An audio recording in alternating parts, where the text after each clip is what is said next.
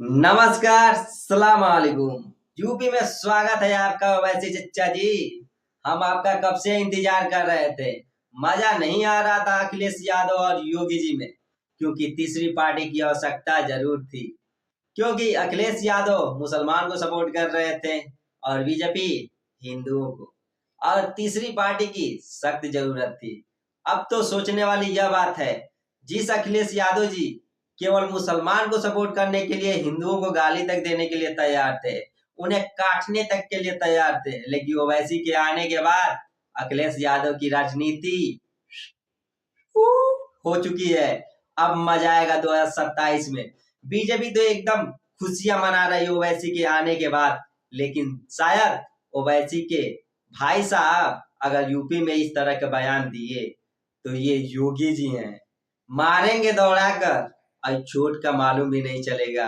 क्योंकि हमारे योगी जी का बात ही अलग है, क्योंकि गाड़ी पलटने में देर नहीं लगती। आपको याद होगा ओवैसी साहब जब यूपी में आकर बयान दिए थे कि योगी जी को हम जब चाहे तब गायब कर सकते हैं, तो आपको याद होगा एक केवल हमला, तब से ओवैसी साहब दिखे नहीं थे यूपी में।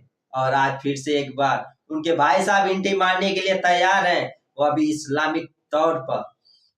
तो आपको हम समझाना चाहते हैं ओवैसी चचा जी, अपने भाई साहब को संभाल लीजिए।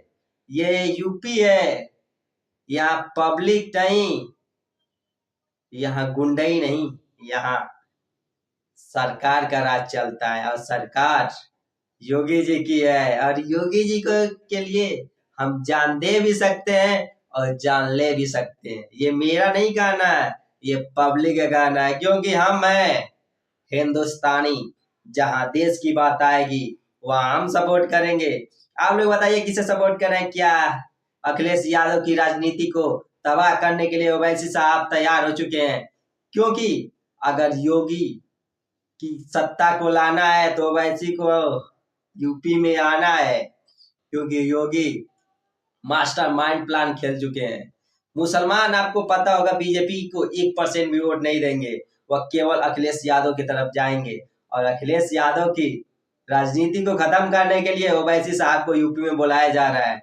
ये मास्टरमाइंड बीजेपी की है और लोग समझ रहे हैं कि ओवैसी साहब आ रहे हैं यूपी में बीजेपी को हराने के लिए, ये बीजेपी को सत्ता में लाने के लिए योगी ओवैसी साहब आ रहे हैं। आप लोग इसमें क्या सोचते हैं? कमेंट में बताइएगा।